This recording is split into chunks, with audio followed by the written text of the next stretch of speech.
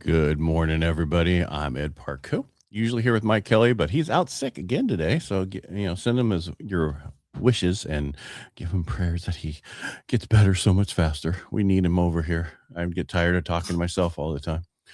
All right, let's get right into it. And so, when Mike's not here, we're going to keep it short, right to the points, and get it done. All right. So, what came in today? We had existing jobless claim. No, we had yeah, I think that's what we have. Let's see what we have today.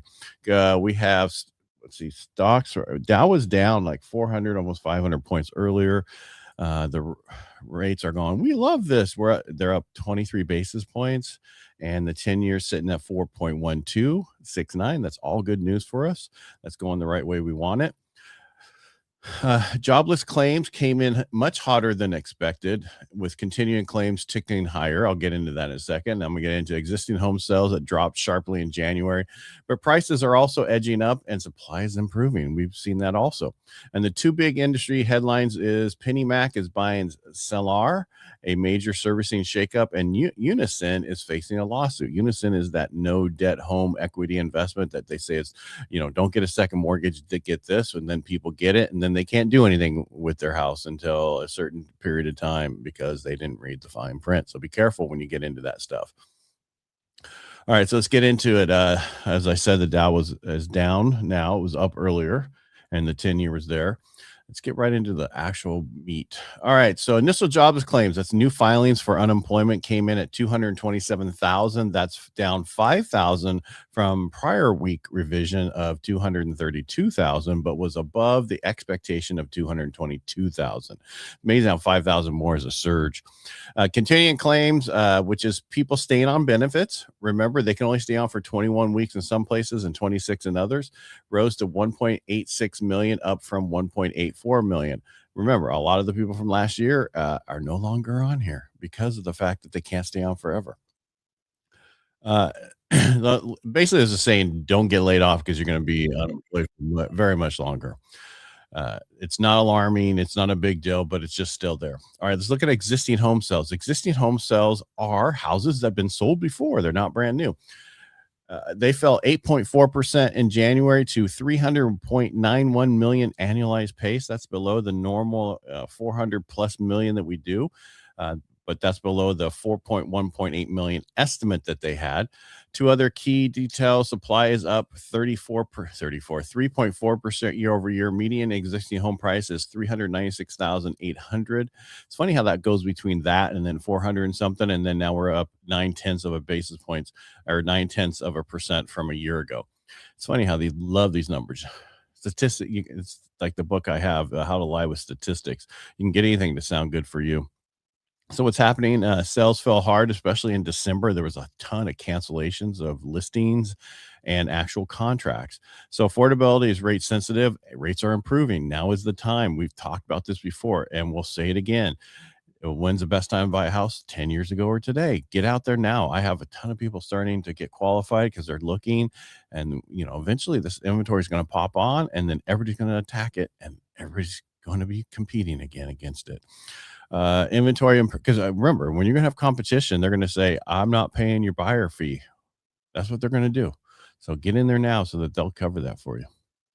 I know most places do, but I'm just saying that's what they can do, especially Bay Area and other places.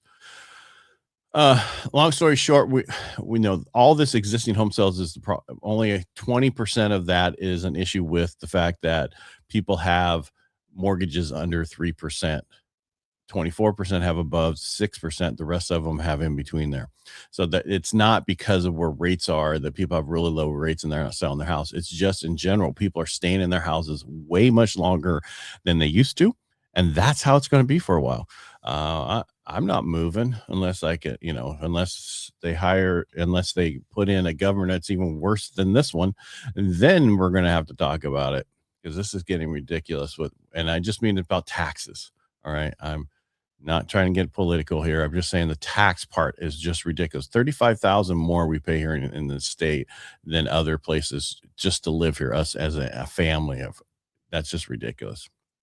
I was talking about so a lot of companies been buying other companies' servicers. We had Rocket who bought Mr. Cooper, UWM bought who'd they buy? I can't remember. But now PennyMac is acquiring Cellar in an all cash deal valued at 257.5 million total. That's 172.5 million upfront plus 85 million in contingent payments over the next 3 years.